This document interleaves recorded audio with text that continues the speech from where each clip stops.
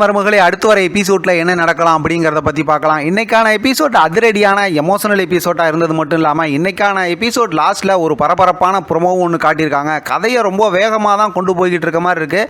ஏற்கனவே நம்ம எதிர்பார்த்த மாதிரி அடுத்து என்ன அப்படிங்கிற மாதிரி தான் கொண்டு போய்கிட்டு இருக்காங்க. இன்னைக்கான எபிசோடில் பார்த்தோம் அப்படின்னாக்கா பரஞ்சோதி கிட்ட சிவகாமியோட அப்பா நிறைய உண்மையை சொல்லிட்டாங்க. ஆனாலும் பரஞ்சோதி கிட்ட ஒரு விஷயத்தை சொல்லி சத்தியம் வாங்கிட்டாங்க, இந்த உண்மைலாம் சிவகாமிக்கு தெரியக்கூடாதுன்னு.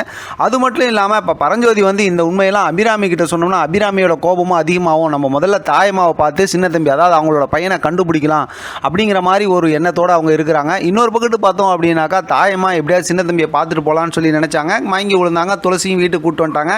இப்போ அபிராமியை பார்த்துட்டாங்க, வீட்டுக்கும் கூட்டிகிட்டு வந்துட்டாங்க. சரி, இப்போ கதைக்கு வருவோம். என்ன ப்ரொமோவில் காட்டினாங்க அப்படின்னாக்கா வீட்டில் எல்லாம் உட்காந்துருக்குறாங்க. அதாவது அந்த குரூப்லாம் இருக்காங்கல்ல, அதாவது எப்படியா அந்த சொத்தெல்லாம் அபகரிக்கணுங்கிற நினைக்கிற குரூப் இருக்காங்கல்ல, அதாவது அவங்க உட்காந்துருக்கும் போது பார்த்தா கீழே டீ இந்த மாதிரி கொட்டிடுது.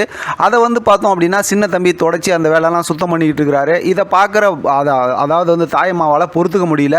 என்ன நீங்கள் இந்த மாதிரிலாம் பண்ணுறீங்க அப்படின்னு சொல்லிட்டு ரொம்ப ஆக்ரோஷப்பட்டு கோவமாக பேசுகிறாங்க. என்ன ஒரு பெரிய இவரா அப்படிங்கிற மாதிரி அவங்க கோவமாக இலக்காரமாக சின்ன தம்பியை பேசும்போது அவன் யாருன்னு உங்களுக்கெல்லாம் தெரியுமா, இந்த ஜமீனோட ஒரே வாரிசு அபிராமியோட பையன் அப்படின்னு சொல்லிட்டு ரொம்ப சத்தமாக சொல்கிறாங்க. இதில் பெரிய ட்விஸ்ட் என்னன்னா அதாவது இவங்க சொல்லிக்கிட்டு இருக்கும்போது அந்த பக்கத்து இருந்து பார்த்தோம் அப்படின்னாக்கா அபிராமி அதை கேட்டுறாங்க. கேட்டுட்டு அப்படியே அதிர்ந்து போகிறாங்க. என்னம்மா சொல்கிறீங்க அப்படின்னு சொல்லிட்டு சின்ன தம்பியும் சொல்கிறாரு. ஆனால் பார்த்தோம் அப்படின்னாக்கா இவங்க அதாவது தாயம்மா இருக்காங்கல்ல, தாயம்மா எல்லா உண்மையும் சொல்லிடுறாங்க. அதே நேரத்தில் அபிராமி அதிர்ச்சியோடு நிற்கிறாங்க. அந்த மாதிரி தான் ப்ரொமோவை காட்டியிருக்காங்க.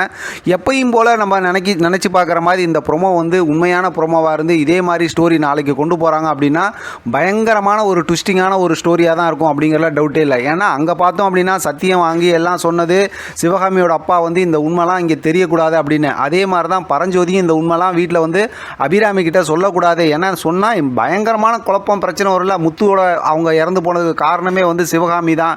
அது மட்டும் இல்லாமல் அவங்க குழந்தை இறந்து போயிடுச்சு, அந்த விஷயம் இங்கே வளர்ந்துருக்கு அப்படின்னு சொல்லி பெரிய ஒரு இடியாப்ப சிக்கலாக இருக்கிறது எல்லாமே எல்லாத்துக்கும் தெரிஞ்சிருச்சுன்னா நிறைய குழப்பம் பிரச்சனை வரும் அப்படிங்கிறது நமக்கு தெரிஞ்சது தான். ஆனால் அந்த மாதிரி ஒரு இல்லாமல் ஸ்டோரியை ரொம்ப பரபரப்பாக கொண்டு போகணும் அப்படிங்கிறனால உண்மையை சொல்லிட்டாங்களோ அப்படிங்கிற மாதிரியும் யோசிக்க தோணுது. ஏன் அப்படின்னா இன்றைக்கான எபிசோடில் லாஸ்ட்டில் காட்டின ப்ரொமோவில் பார்த்தோம் அப்படின்னாக்கா அவங்க தாயம்மா சொல்லும்போது உண்மையை சொல்லும்போது பின்னாடி இருந்து கரெக்டாக அபிராமி அதை கேட்குற மாதிரியும் அப்படியே அதிர்ந்து போய் அப்படி ஆச்சரியத்தோடு கேட்குற மாதிரி தான் நமக்கு ப்ரொமோவில் காட்டியிருக்காங்க. இது எப்படி நினச்சி பார்க்குற மாதிரி இருக்கும் அப்படிங்கிற மாதிரி யோசிக்க தோணுது. அதனால் அடுத்து ஏதாவது ஒரு ப்ரொமோ கொடுத்தாங்கன்னா அதை வச்சு பேசலாம். எது எப்படியோ எல்லா உண்மையும் எல்லாத்துக்கும் தெரிஞ்சு போச்சு அப்படின்னா அடுத்த ஸ்டோரியை பயங்கர பரபரப்பாக கொண்டு போவாங்க அப்படிங்கிறல டவுட்டே இல்லை. வெயிட் பண்ணி பார்க்கலாம் என்ன நடக்குதுன்னு. இதை பற்றின உங்களோட கருத்து கமெண்ட் பாக்ஸ் தெரியப்படுத்துங்க. தொடர்ந்து ஆதரவு கொடுங்க. தேங்க்யூ ஃப்ரெண்ட், தேங்க்ஸ் ஃபார் வாட்சிங்.